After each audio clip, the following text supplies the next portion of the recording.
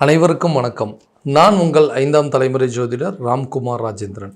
இன்னைக்கு நம்ம பார்க்க போகிற தலைப்பு, கும்பராசி அன்பர்களுக்கு உங்களுடைய ராசிக்கு 2ஆம் இடமான மீன ராசியில், அதாவது தனம், குடும்பம், வாக்குஸ்தானத்தில் நடைபெறவிருக்கும் சுக்கிர பகவானுடைய பயிற்சி. மீன ராசியில் மட்டும்தான் இந்த சுக்கிர பகவானுடைய உச்ச நிலை அப்படிங்கிறது. அதாவது இந்த மீன ராசிக்கு சுக்கிர பகவானுடைய நிலை அப்படின்னு பார்த்தீங்கன்னா உச்ச கிரகம் என்று சொல்லக்கூடியதுங்க. ஸோ இந்த நிகழ்வு காலகட்டங்கள் அப்படின்னு பார்த்தீங்கன்னா சுமார் 120 நாட்களுக்கு நடைபெறவிருக்குங்க. அதாவது 4 மாத காலகட்டங்கள். ஜனவரி மாதம் 28ஆம் தேதி முதல் மே மாதம் 30ஆம் தேதி வரை நடைபெறவிருக்கு. ஸோ இந்த சுக்கிர பகவான், அதாவது ஒருவருக்கு ஆடம்பரம், செல்வாக்கு, சொகுசு வாழ்க்கை, காதல், தாம்பத்தியம் மற்றும் குழந்தை பாக்கியம் போன்ற அனைத்து அமைப்புகளையும் கொடுக்கக்கூடிய ஒரு கிரகம். ஸோ இந்த கிரகம் உங்களுடைய ராசிக்கு 2ஆம் இடத்தில், அதாவது பயிற்சி அடையும் பொழுது, இது ஒரு எதிர்பாராத ராஜயோகத்தை உருவாக்கும். இது ஒரு அதிர்ஷ்டகரமான ஒரு காலகட்டம் அப்படின்னு சொல்லலாம். இந்த காலகட்டங்கள், இந்த 120 நாட்களுக்கு இந்த கும்பராசி அன்பர்களுக்கு எந்த விதமான அற்புதங்கள் மற்றும் சிறப்புகள் கொடுக்க போகுது அப்படிங்கிறத தெளிவாகவும் விவரமாகவும் துல்லியமாகவும் இந்த காணொலியில் பார்க்கலாங்க. நம்ம சேனலை ஃபஸ்ட் டைம் பார்க்குறோன்னா அதை சப்ஸ்கிரைப் பண்ணிக்கோங்க. பெல் பட்டனை கிளிக் பண்ணி ஆல் அப்படிங்கிற ஆப்ஷன் கொடுத்துக்கோங்க. ஸோ கும்பராசி அன்பர்கள் சனி பகவானை அதிபதியாக கொண்டவர்கள். எந்த ஒரு விஷயத்தையும் ரொம்ப ஹானஸ்டாக, அதாவது நேர்மையாக செயல்படக்கூடிய ஒரு நபர்கள். தனக்கு ஒரு விஷயம் கரெக்டு அப்படின்னு பட்டுச்சுன்னா கரெக்டுங்க, தப்புன்னு பட்டுச்சுன்னா தப்புங்க. ஸோ எந்த சூழ்நிலையும் தனக்கு சாதகமாக மாற்றிக்கணும் அப்படிங்கிறத நிறைய முயற்சி பண்ணக்கூடிய ஒரு நபர். தன்னை சுற்றி இருக்கிறவங்களாம் தன்னை போலவே இருக்கணும், ரொம்ப பாசிட்டிவாக இருக்கணும், ரொம்ப ஆக்டிவாக இருக்கணும் அப்படின்னு நினச்சேன். ஏன்னா நம்மளுடைய சூழ்நிலைக்கு தகுந்தாற் போல எல்லாரும் இருக்கணும்னு நினச்சதே மிகப்பெரிய தவறுங்க. ஸோ அதுவே ரொம்ப நாள் கழித்து தான் உங்களுக்கு தெரிய ஆரம்பிச்சு. ஏன்னா நான் கரெக்டாக இருந்தால் என்னை சுற்றி இருக்கிறவங்களும் கரெக்டாக தானே இருக்கணும்.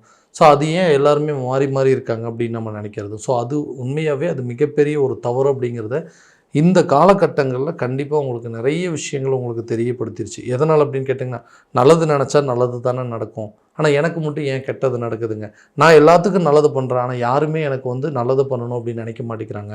என்னை எல்லாருமே ஒரு எதிரியாகவே பார்க்குறாங்க. ஒரு வேலை செய்கிற இடத்துலையா இருக்கட்டும், ஒரு தொழில் பண்ணுற இடமா இருக்கட்டும், ஒரு ஃபேமிலியிலேயே பார்த்தீங்க அப்படின்னா கூட என்னை ஒரு தனியாக பார்க்குறாங்க எல்லாருமே.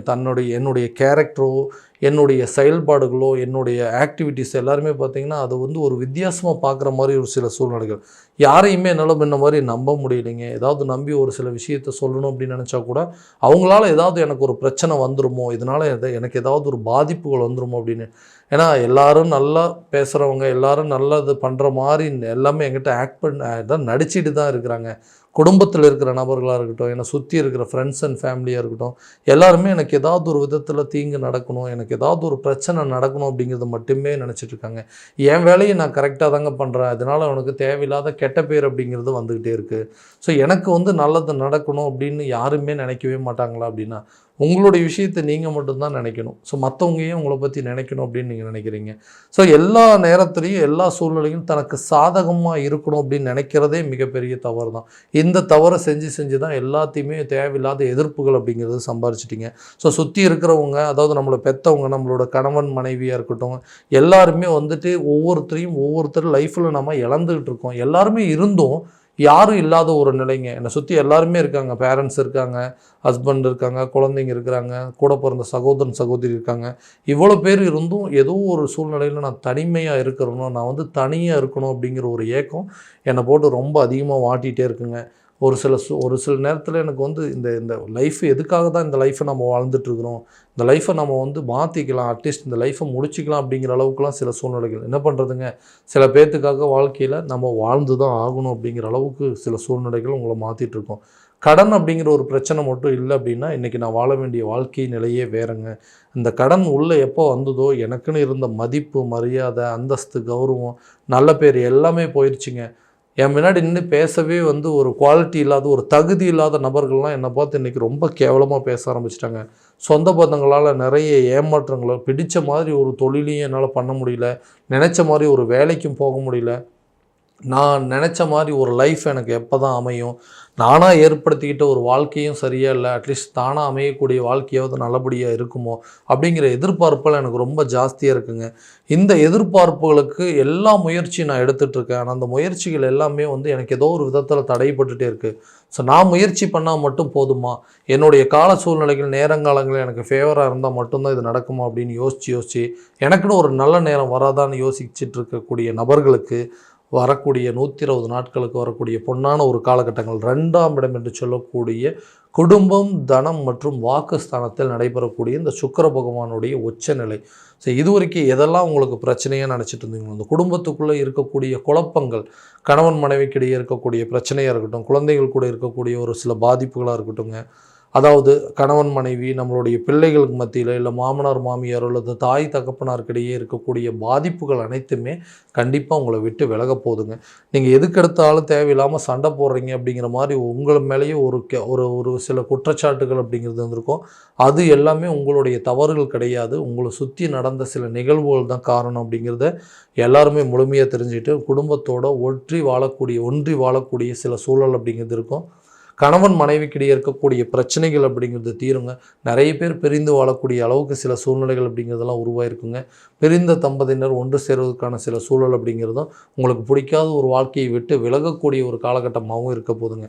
ஸோ இந்த லைஃப் அப்படிங்கிறது நமக்கு வேண்டாங்க. அட்லீஸ்ட்டு ஃபஸ்ட்டு நம்மளாம் வந்து ஏற்படுத்திக்கிட்ட ஒரு வாழ்க்கையை, இல்லை தானாக அமைஞ்ச ஒரு லைஃப் பார்ட்னர் அப்படிங்கிறது தான் சரியான விதத்தில் இல்லை.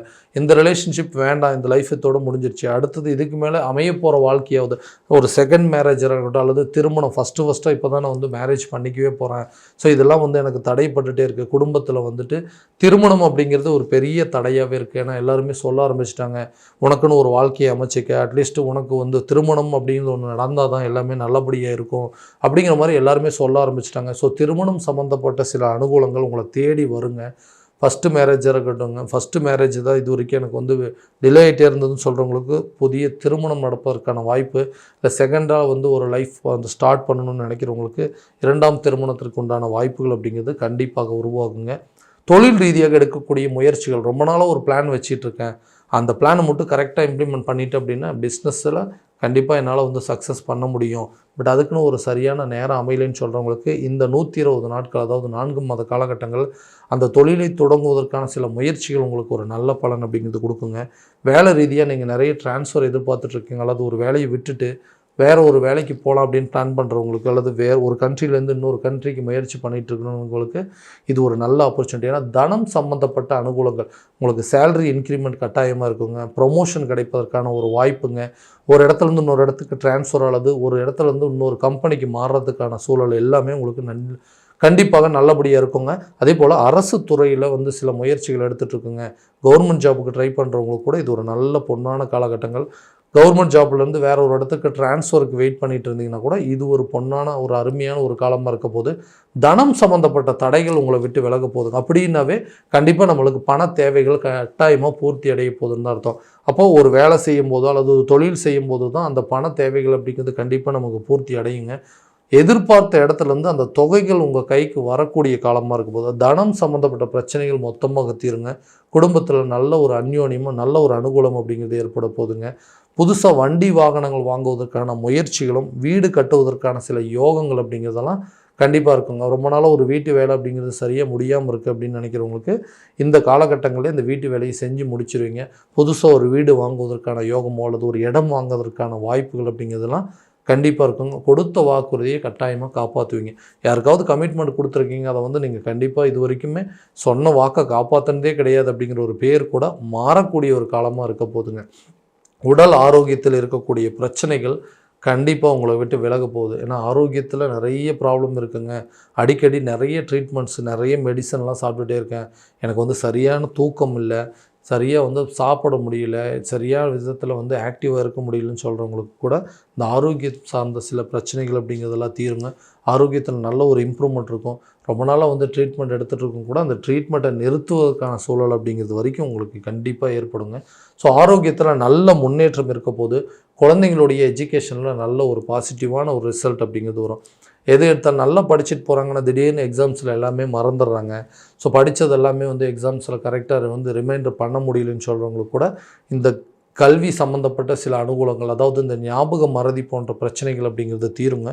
கல்வியில் நல்ல ஒரு முன்னேற்றமும் நல்ல ஒரு இம்ப்ரூவ்மெண்ட், அதாவது நல்ல ரிசல்ட், நீங்கள் எதிர்பார்த்த அளவுக்கு நல்ல ரிசல்ட் அப்படிங்கிறது கிடைக்கும். எஜுகேஷன் ரிலேட்டடாக இருக்கிறவங்களுக்கு நல்ல ஒரு முன்னேற்றக்கூடிய காலகட்டமாக இருக்க போதுங்க. கல்வி சம்மந்தப்பட்ட முன்னேற்றங்கள் நல்ல ஒரு வெற்றி பலன் அப்படிங்கிறது உங்களுக்கு கொடுக்கும். வெளியூரோ அல்லது வெளிநாடு சென்று படிக்க வைப்பதற்கான வாய்ப்புகள் அப்படிங்கிறது நிச்சயமாக இருக்கும். கடன் சம்மந்தப்பட்ட பிரச்சனைகள் தீரும் அப்படின்னு சொன்னது நிஜமாகவே நீங்கள் ஏதாவது ஒரு இடத்துல இருந்து பணத்தொகைகள் அப்படிங்கிறது எதிர்பார்த்துட்ருக்குறீங்க. ஒரு பணம் அப்படிங்கிற ஒரு விஷயம் இருந்தது அப்படிங்கிறதுனா, நம்மளை சுற்றி இருக்கிறவங்க யாருமே இது வரைக்கும் நமக்கு ஹெல்ப்பே பண்ணல. ஏன்னா ஏதாவது ஹெல்ப் பண்ணுற மாதிரி வராங்க. இந்த பணம் விஷயம் அப்படின்னாவே அப்படியே பின்னோக்கி போயிடுறாங்க.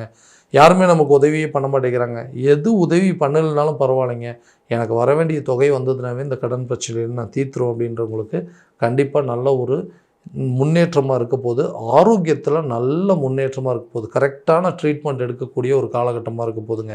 ஹெல்த் ரிலேட்டட் பிரச்சனை இது வரைக்கும் நிறைய இங்கிலீஷ் மெடிசன் அது இதுன்னு எடுத்துகிட்டு இருப்பீங்க. அது ஆரோக்கியம் சார்ந்த சில முன்னேற்றங்கள் அப்படின்னாவே கண்டிப்பாக ஒரு ஆயுர்வேதிக்கு ஏதாவது ட்ரீட்மெண்ட் பண்ணுறீங்களா, அல்லது ஒரு நாட்டு மருந்து சம்மந்தப்பட்ட சில முயற்சிகள்லாம் எடுத்திங்கன்னா ஹெல்த்தில் நல்ல இம்ப்ரூவ்மெண்ட் அப்படிங்கிறது கட்டாயமாக உங்களுக்கு மாறக்கூடிய காலகட்டமாக இருக்க போதுங்க. வெளியூர் வெளிநாடு பயணங்களுக்கு உண்டான சாதகமான சூழ்நிலை, அது ஒரு நல்ல பலன் அப்படிங்கிறது உங்களுக்கு கொடுக்குங்க. குடும்பத்தில் இருக்கக்கூடிய பிரச்சனைகள் உங்களுக்கு தீரப்போது. நீங்கள் நினச்ச மாதிரி ஒரு வாழ்க்கையை வாழக்கூடிய ஒரு காலகட்டமாக இருக்க போது இந்த 120 நாட்கள் அப்படிங்கிறது. ஸோ நல்ல சில முயற்சிகள் கரெக்டான விதத்தில் எடுக்கும்போது தான் அந்த நேரங்காலங்கள் நமக்கு நல்ல ஒரு சப்போர்ட் அப்படிங்கிறது கண்டிப்பாக கொடுக்குங்க. அந்த முயற்சிகள் எந்த விதத்துலையும் தடைபடாமல் இருக்க கரெக்டான சூழலில் உங்களுடைய அமைப்புகள், அதாவது இந்த கோச்சார ரீதியான பலன்கள் உங்கள் ஜாதக ரீதியாகவும் இருக்கா இல்லையா அப்படிங்கிறத இதனோடு ஒப்பிட்டு பார்த்து அதற்குண்டானபடி முயற்சி எடுக்கும்போது நல்ல பலன் அப்படிங்கிறது கண்டிப்பாக கொடுக்குங்க.